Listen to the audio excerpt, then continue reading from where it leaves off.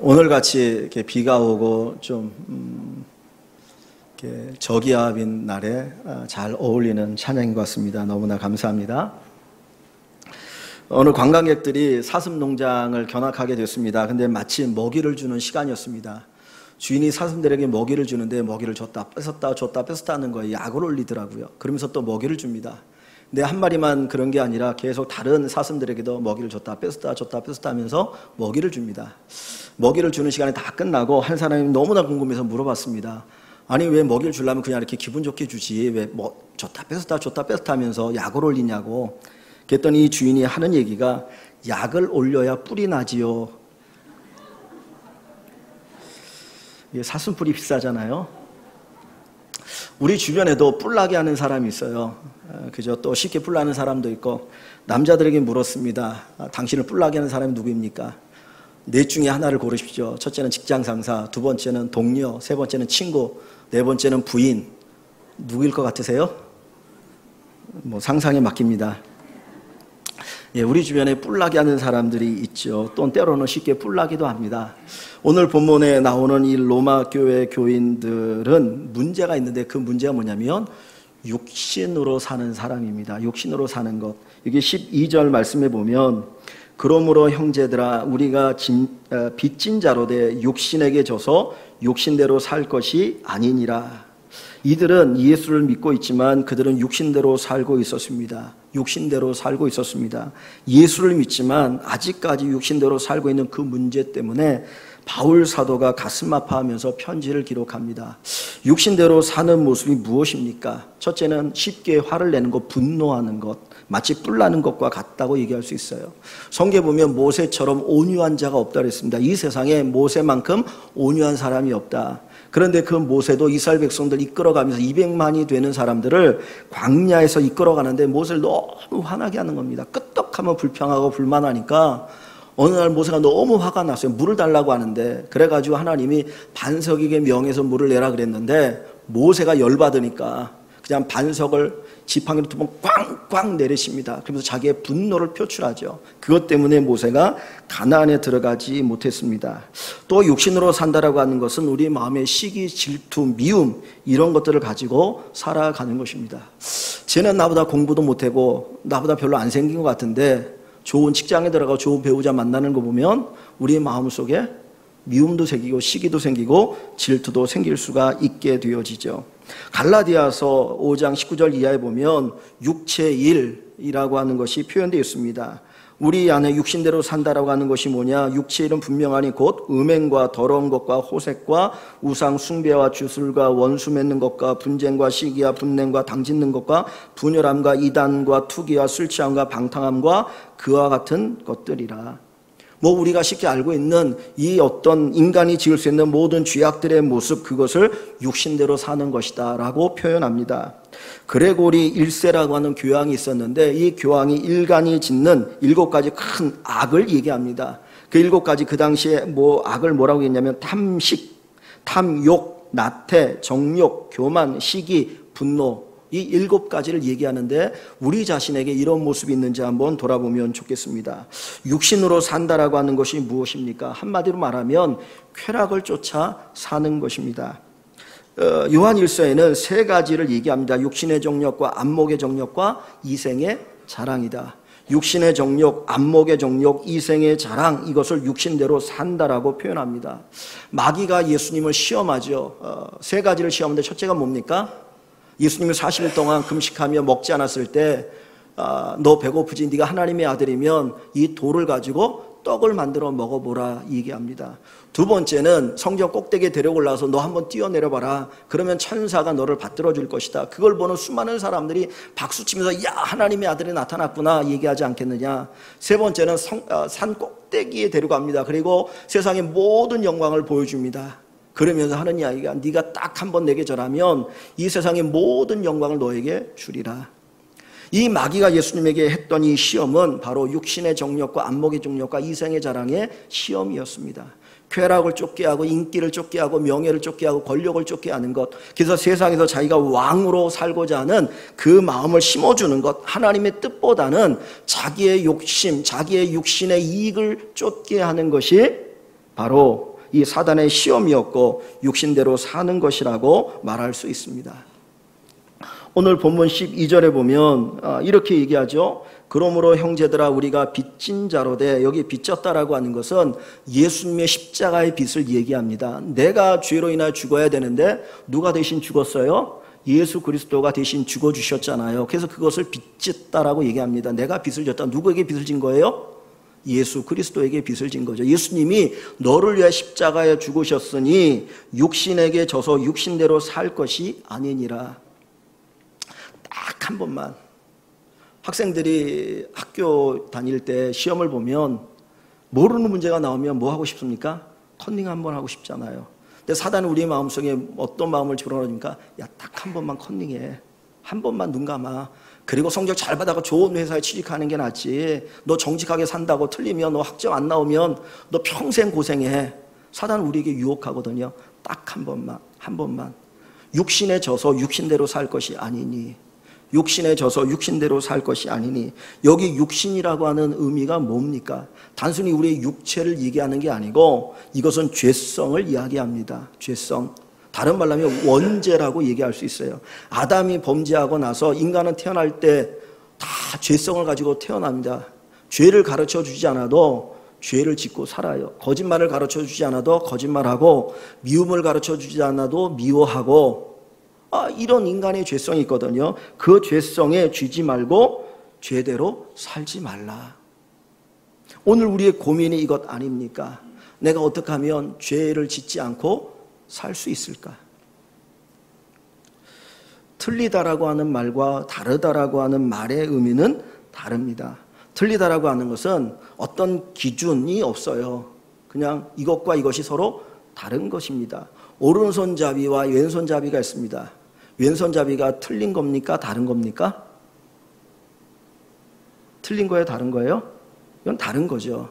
그죠? 이것이 무엇이 옳고 그름의 문제가 아니고 서로의 차이일 뿐이에요. 이건 다른 거예요. 근데 틀리다라고 하는 건 뭡니까? 어떤 절대적인 기준이 있고 그 기준과 어긋나는 것을 다르다라고 얘기합니다. 그러니까 우리는 다른 것을 틀리다라고 해도 안 되지만 틀린 것을 다르다라고 얘기해도 안 된다라는 거예요. 지난주에 서울광장에서 동성애자들의 축제가 있었습니다. 뭐 여러분들은 관심이 없으니까 모르시겠지만은 수많은 동성애자들이 거기에 모여서 성소수자의 인권을 주장합니다. 근데 동성애가 다른 겁니까? 틀린 겁니까? 성경은 분명히 동성애를 죄 악이라고 이야기합니다. 로마서 1장에서 말씀하고 계시고 구약 율법에도 이야기합니다. 그런데 오늘날 많은 사람들이 그건 틀린 것이 아니고 다른 것이라고 이야기합니다. 그것을 통해서 죄를 정당화시키려고 하는 것들이 있습니다. 사회가 바뀌고 변화되어지면서 정말 하나님께서 죄라고 말씀하시는데 그 죄를 죄가 아니고 그건 틀린 게 아니고 다른 것이다라고 얘기하면서 자기가 짓는 죄를 정당화시키려고 하는 마음이 우리 인간들에게 있다라고 하는 거예요. 그래서 죄가 아니라 단순한 실수야라고 이야기하기도 하죠. 또 수준을 낮춰버립니다. 하나님이 요구하는 수준 분명히 이거에 이렇게 하면 안 된다. 이게 죄야라고 얘기하는데 우리는 그 수준을 내가 지킬 수 있는 만큼 끌어내려버립니다. 그래서 유대인들이 하나님 율법을 주셨을 때 그 율법을 자기들이 지킬 수 있는 범위 안으로 딱 그것을 끌어내리는데 600여 가지로 율법을 만들어놔요. 그래서 이 안에서 요거는 죄고 요 바깥에는 죄가 아니다라고 스스로 결정을 합니다. 왜 그렇습니까? 육신대로 살기 위해서입니다.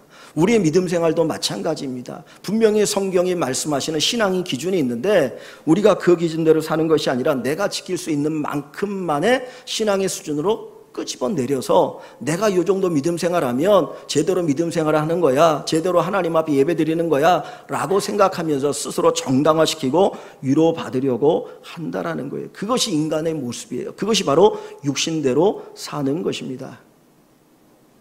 여러분들은 육신대로 사는 것 때문에 얼마나 고민해 보셨습니까?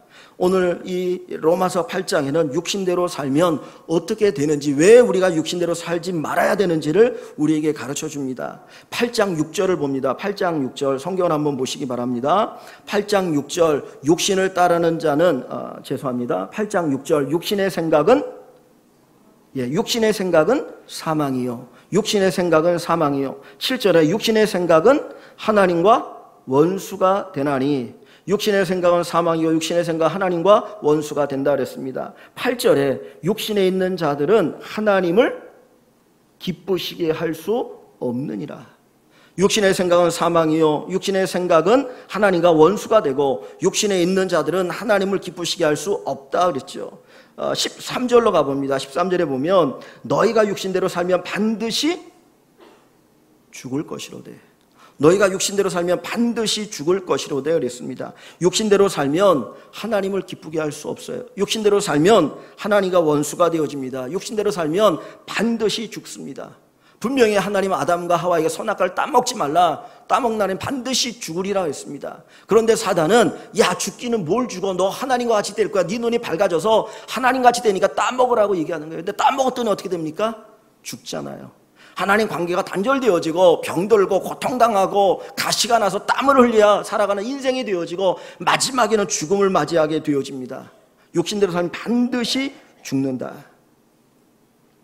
이 육신이라고 하는 것은 본래적인 나의 본성이 아니에요. 이거는 죄로 인하여 왜곡되어진 본성입니다. 왜곡되어진 본성, 죄성입니다. 죄를 따라 사는 것입니다. 그렇기 때문에 우리들은 육신대로 사는 것 때문에 고민하고 아파할 수 있어야 할 것입니다. 오늘 우리 예수 믿는 성도들이 로마 교회 성도들처럼 육신대로 살아가면 안 되죠. 내가 육신대로 살지 않게 해서 발버둥을 쳐볼 수 있어야 할 것입니다.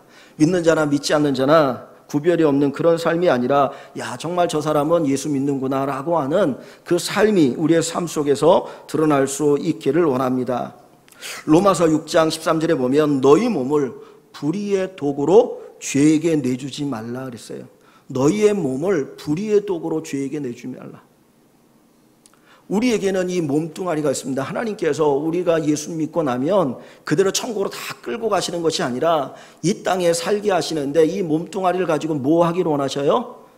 불의의 도구로 내주지 않기를 원하는 거예요. 죄에게 야 죄가 네 마음대로 나를 쓰게 만들지 말라는 거예요. 그러면서 하는 이야기가 뭡니까? 너희 지체를 의의 도구로 하나님께 드리라. 하나님이 너희 몸을 의를 행하는 도구로 쓰도록 하라고 말씀합니다. 우리의 몸을 가지고 죄를 짓는 데 사용하고 있습니까? 아니면 하나님 앞에 영광을 돌리는 의의 도구로 사용하고 있습니까? 육신대로 살지 않기 위해서 발버둥을 쳐봅니다. 그런데 어떻게 우리가 육신대로 살지 않을 수 있을까요? 우리의 몸을 연단하고 우리의 마음을 고통스럽게 하고 괴롭게 하면 육신대로 살지 않을 수 있겠습니까? 죄성이 사라질까요? 저는 가끔 북한산에 올라가다 보면 북한산 꼭대기에 암자나 사찰이 있잖아요.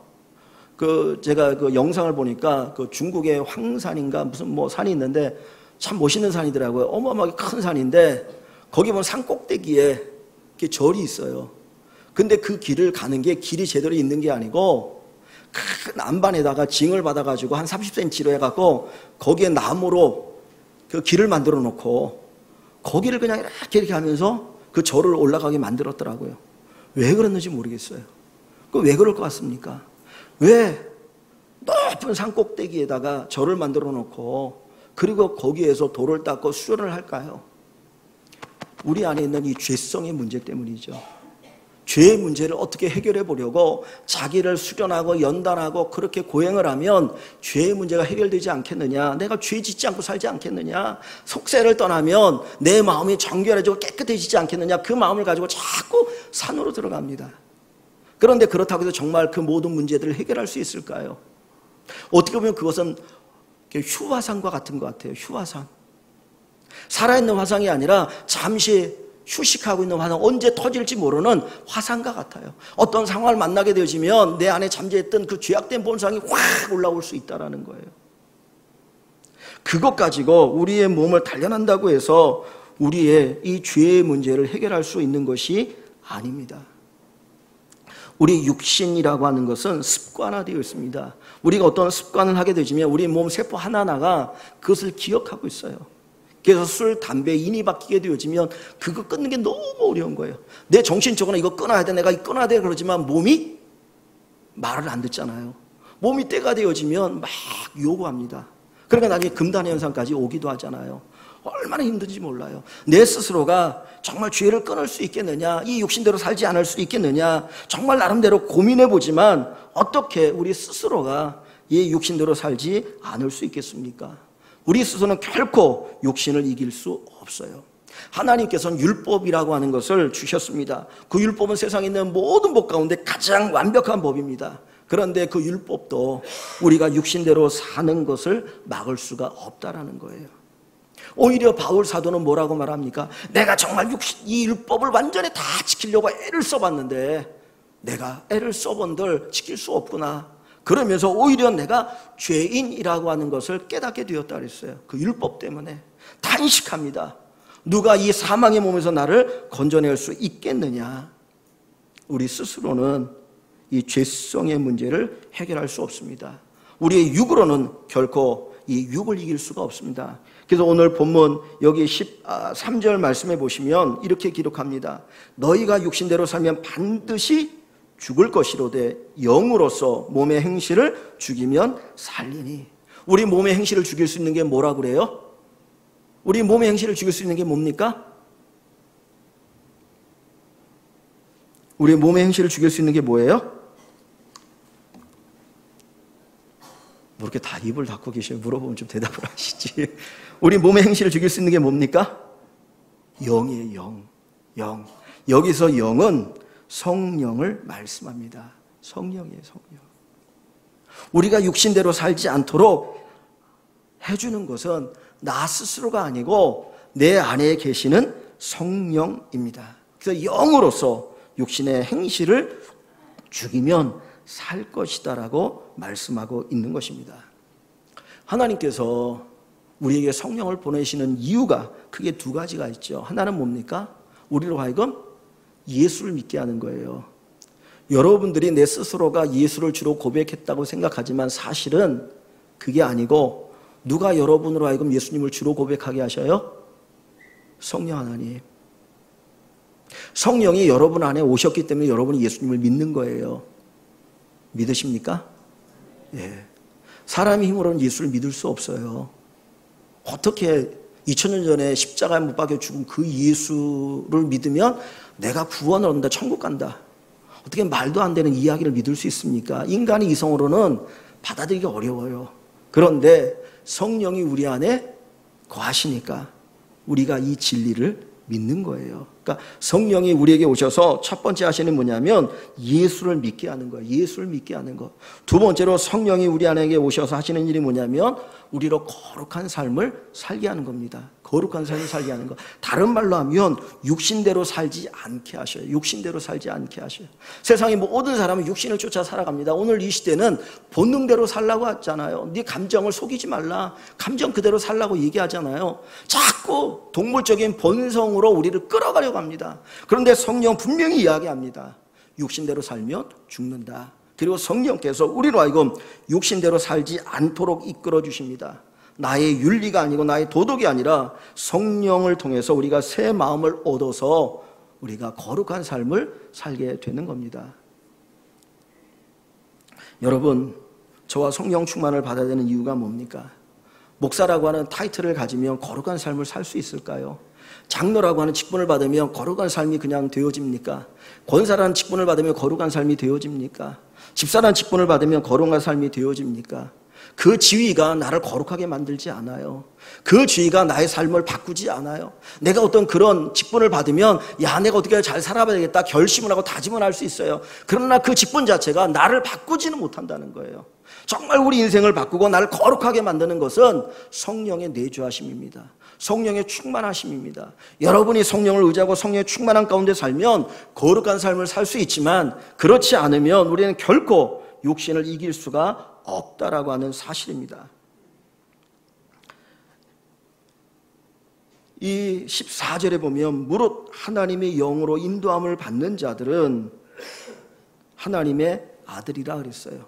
하나님께서 우리로 하여금 이 육신대로 살지 않기 위해서 우리를 인도해 주십니다. 성령으로 인도해 주십니다. 그 성령 인도하심을 받는 여러분들이 될 수 있기를 주의 이름으로 간절히 축원합니다. 이 성령을 파라클레토스라고 그래요. 파라클레토스라고 하는 말은 뭐냐면 내 곁에 있다라고 하는 거예요. 내 곁에서 이렇게 말하다, 부르짖다. 그래서 이 파라클레토스를 다른 말로 우리나라 말에는 보혜사라고 번역을 했어요. 보혜사, 이런 말이 없기 때문에. 근데 영어 성경에는 카운셀러, 상담자, 뭐 이렇게 표현합니다. 그러니까 상담자요, 코치라고 표현할 수 있어요. 그 성령님이 내 안에 계시면 우리의 상담자가 되어주셔요. 우리의 코치가 되어주셔요. 아, 하나님, 내가 정말 이렇게 안 살고 싶은데 어떻게 하면 좋을까요? 그러면 성령님 내 안에서 코치해 준다니까요. 성령님 내 안에, 야, 요렇게 살아라, 요렇게 살아라, 요렇게 살아라. 우리가 막 갈등할 때가 있죠. 다른 사람들은 그냥 아무 생각 없이 죄를 져요. 다른 사람 아무 생각 없이 그 죄된 길을 걸어가요. 근데 우리들은 그렇게 하려고 하면 마음이 막 두근두근해요. 왜 그래요? 성령이 우리에게 뭐 하는 거예요? 코치하는 거예요. 그렇게 살면 안 된다. 그래서 성령의 인도함이 있다라고 이야기하는 것입니다. 마치 여러분, 맹인이 길을 갈 때에 조금 부유한 사람은 뭐를 데리고 다닙니까? 인도견을 데리고 다니죠. 걔 인도견. 내가 앞에 안 보이니까 어디가 어딘지 몰라요. 그러니까 인도견의 인도를 받아야 되는 거예요. 우리 인생도 마찬가지예요. 마치 우리는 맹인 것 같아요. 한치 앞을 몰라요. 때로는 우리가 무엇이 옳고 그런지 모릅니다. 정말 내가 무엇을 해야 하나님이 기뻐하시는지, 무엇을 해야 내가 죄 안 지는지 모르니까 방황할 때가 있거든요. 그때 성령이 우리를 인도해 주신다는 거예요. 성령의 인도함을 받아서 살아가면 우리가 육신대로 살지 아니하고 의의 열매를 맺으며 살아가게 되어질 것입니다. 여기 15절 말씀 한번 봅니다. 15절을 같이 읽어봅니다. 15절입니다.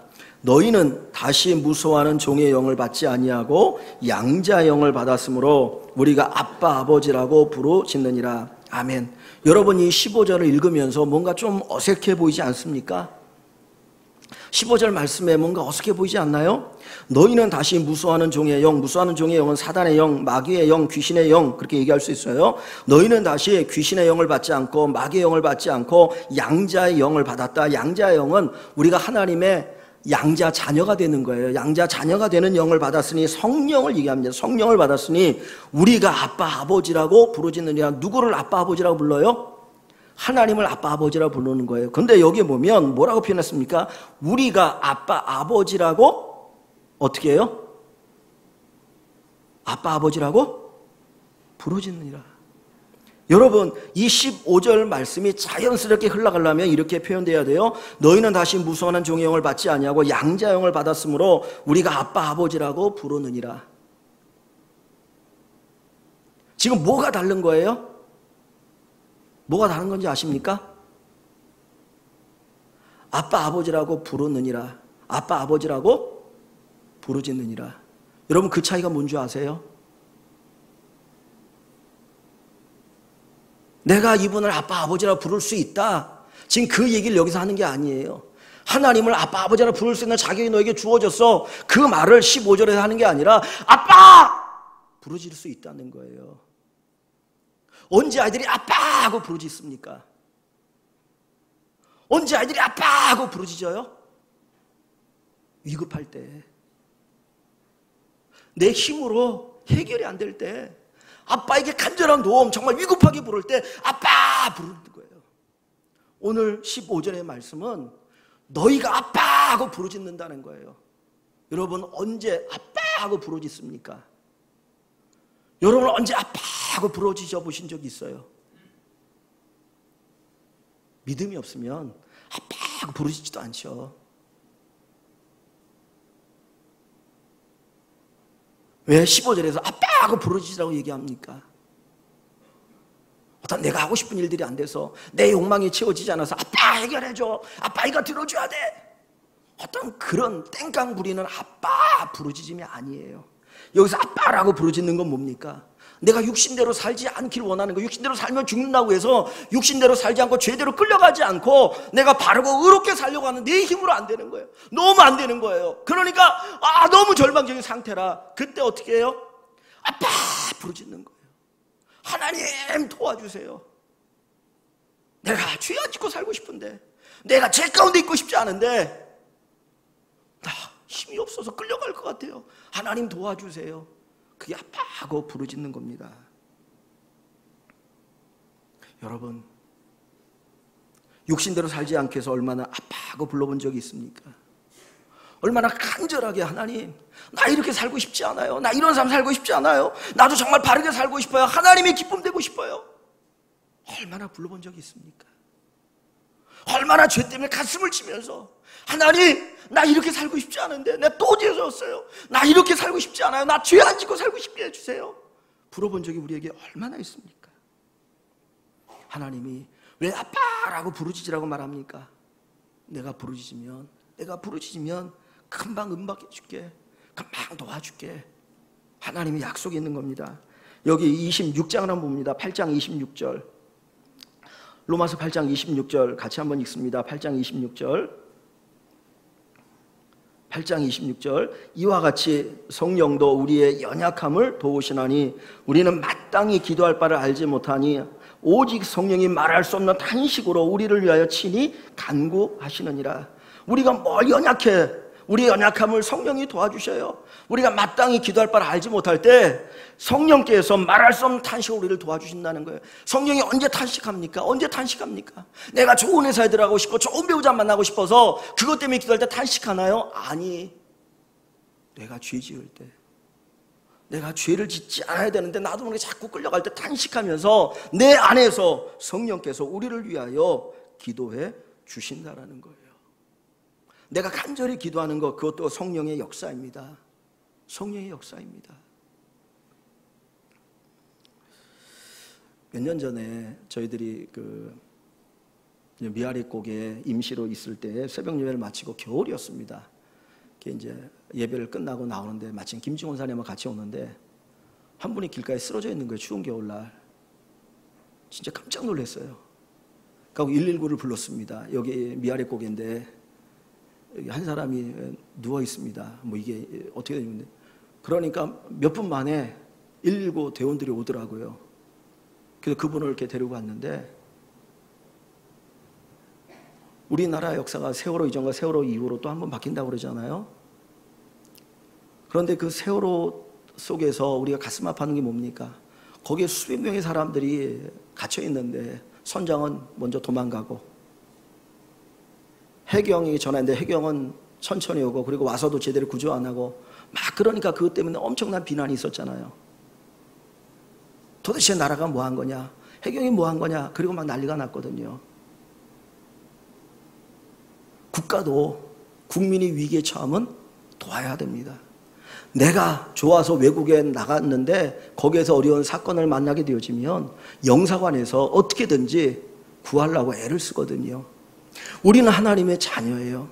내가 죄대로 살지 않고 죄 안 짓기 위해서 애를 쓰는데 내 힘으로 안 되는 거야. 그러니까 어느 순간에 바둥바둥거리 너무 힘들어갖고 아파하고 부러질 때 하나님은 금방 달려오셔요. 우리를 구하시기 위해서, 우리를 건지시기 위해서. 근데 우리의 문제는 뭐냐면 그렇게 아빠라고 불러본 적이 없다라는 거예요.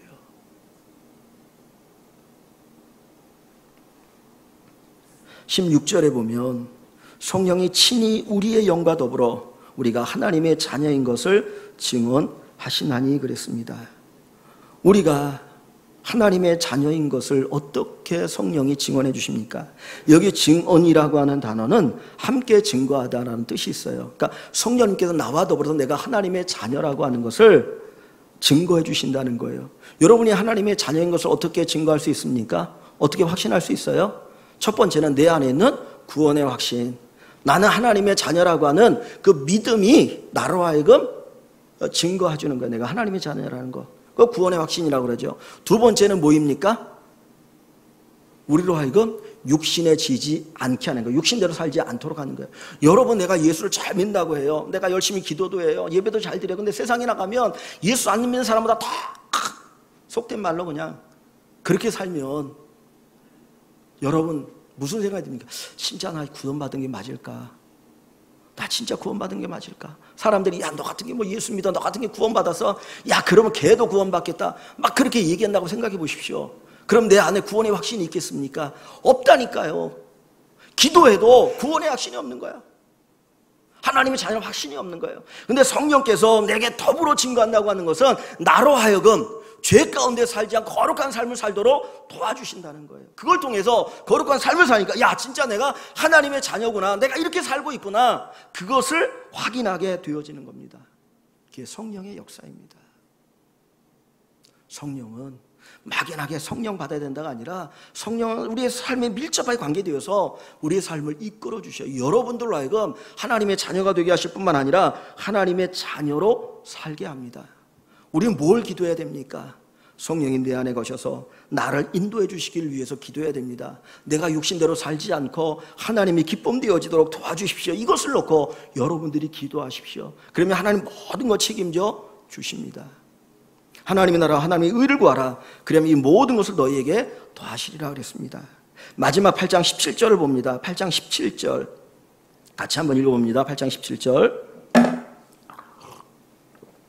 자녀이면 또한 상속자 곧 하나님의 상속자요 그리스도와 함께 한 상속자니 우리가 그와 함께 영광을 받기 위하여 고난도 함께 받아야 할 것이니라. 아멘. 우리가 하나님의 자녀면 상속자인데, 상속자라는 말이 뭐예요? 유산을 물려받을 수 있는 존재라는 거죠. 그죠? 하나님, 우리가 누군가의 자녀면 우리 부모님의 유산을 누가 물려받을 수 있습니까? 자녀가 물려받게 돼 있어요. 우리가 하나님의 자녀이기 때문에 하나님 나라의 그 모든 유산을 우리가 물려받고 함께 쓸 수 있게 된다는 거예요. 근데 그것을 어떻게? 주님과 함께, 예수를 통해서 우리가 구원받고 하나님의 자녀가 되기 때문에 예수님과 함께 그 상속자가 되어진 거예요. 근데 그 뒤에 뭐라고 얘기했냐면 너희가 그리스도와 함께한 상속자니 우리가 그와 함께 영광을 얻기 위하여, 하나님 주신 놀라운 영광을 얻기 위해서 뭐도 함께 받아야 됩니까? 고난도 함께 받아야 된다는, 고난도 함께 받아야 된다. 고난도. 지난번에 우리 일여전도에서 한강의 유람선을 타고 왔습니다. 저도 그냥 배만 한 20여 년 전에 타봤지 거기서 밥을 먹어본 적이 없었는데 우리 어른들이 되게 좋으셨던 것 같아요. 그래서 이쪽 저쪽 자랑도 하시고 자식들 있으면 뭐해, 돈만 주면 뭐해, 이런 데 한번 안 데려오고 뭐 그렇게 얘기하시는 분들도 있고, 그래서 야 참 저는 간단하게 생각했는데 너무너무 좋았던 것 같아요. 그래서 준비하시는 우리 이권사님 여러분들 수고 많이 하셨습니다. 근데 놀러 갈 때는 잘 와요. 근데 좀 봉사하자 그러면 안 오는 분들 있으면 여러분 어떤 생각이 듭니까? 엄청나게 얄밉지 않아요? 놀러 가자 할 때는 그냥 막 가방 싸들고 오는데 오늘 교회 좀 청소합시다 그러면은 나 뭐 바빠요 나 일 있어요 그러고 다 떠나가면 어떤 생각이 듭니까? 얄미워요. 그죠? 요 특정인을 얘기하는 게 아니에요. 그냥 하는 얘기입니다. 주님도 마찬가지예요. 하나님도 영광을 받을 때는 주님 저도 영광 받고 싶어요, 저도 함께 그 복을 받고 싶어요 그러는데 야 너 나 위해서 고난 좀 받아 그러면 고난은 무슨 고난이에요 그러고 도망간다. 그럼 주님이 좋아하시겠습니까? 아니에요. 오늘 본문의 말씀이 그거예요. 하나님과 함께 영광 받고 싶냐, 주님과 함께 영광 받고 싶냐 그러면 주님과 함께 고난도 받아야 된다는 거예요. 근데 이 고난은 어떤 고난이냐? 육신대로 살지 않기 위해서 받는 고난이에요. 내가 죄대로 살지 않기 위해서 받는 고난. 아까도 말씀드렸잖아요. 컨닝 한 번만 하면 내가 딱 요 한 문제 내가 모르겠는데 요거 하나 좀 옆에서 이렇게 보고 딱 답을 쓰면 100점 맞아고 올해 맞아서 내가 취직하는데 쫙 평생 내 길이 환히 뚫릴 것 같은데, 근데 내가 예수 믿는데 하나님 기뻐하지 않는데 그냥 이거 틀리고 말지. 내가 조금 힘들고 어려운 흙길 가도 내가 이 길 가지 그러고 틀려버리는 것, 그것이 주님과 함께 고난받는 겁니다. 육신대로 살지 않기 위해서 받는 고난. 내 안에 내적인 고난이 있어요, 외적인 고난이 있어요. 그럼에도 불구하고 그 모든 것을 받는 그 고난 받는 자가 육신을 이길 수 있다는 겁니다. 여러분 싸울 때 어떤 사람이 진짜 무서운 줄 아세요? 주먹이 센 사람. 저도 초등학교 때는 싸움을 잘해가지고 막 중학교 형들하고도 막 싸워서 이겼거든요. 이러면 먼저 한번 때리면 돼요 그냥. 그럼 한 대 맞으면 무서워가지고 그 다음에 못 덤비더라고. 근데 진짜 무서운 사람은요 죽기 살기로 덤비는 거예요. 죽기 살기로. 그냥 죽기 살기로 막 덤비면은 하다가 무서워가지고 더 이상 안 되겠다라고. 고난받을 거 각오해 오십시오. 사단이 무서워서 도망갑니다. 사단이 무서워갖고 야, 이놈 이거 시험에 안 되겠네, 공격 안 되겠네 라고는 안 되겠다. 그리고 다른 사람 찾아가요. 어떤 사람 찾아간 줄 아세요? 고난받지 않으려는 사람. 그리스도를 위해서 기꺼이 고난을 각오하지 않고 그냥 항상 양지만을 찾아다니려고 하는 사람들에게 고난이 있어요. 육신을 이기는 사람, 예수님과 함께 고난받는 것을 각오하는 사람입니다. 구원은 성령의 역사입니다. 거룩한 삶도 성령의 역사입니다. 주님이 우리에게 원하시는 것이 무엇입니까? 육신대로 살지 말라. 육신의 생각은 사망이야. 육신의 생각은 하나님과 원수되는 거야. 육신에 속하면 하나님을 기쁘시게 할 수 없어. 육신의 행실은 반드시 사망이라. 오늘 우리가 이 말씀을 기억하길 원합니다. 성령으로 살길 원합니다. 성령 의지하십시오. 성령님을 하나님 왜 여러분들에게 보내주셨습니까?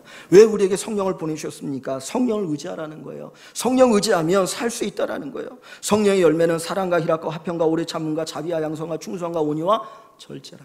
우리가 가장 좋아하는 모든 것들이 성령 안에서 우리에게 주어집니다. 모든 각양 좋은 은사가 하늘의 아버지께로부터 우리에게 오는 겁니다. 성령을 구하십시오. 성령을 사모하십시오. 하나님 앞에 기도하십시오. 하나님, 내 힘으로 못 삽니다. 내 힘으로 못 삽니다. 하나님이 도와주십시오. 이 기도를 들으실 때 살아계신 하나님이 여러분들을 도우실 줄 믿습니다. 성령의 인도함을 받는 자가 하나님의 자녀입니다. 여러분들이 하나님의 자녀입니까? 성령의 인도하심을 받는 귀한 은혜가 넘치기를 주의 이름으로 간절히 축원합니다.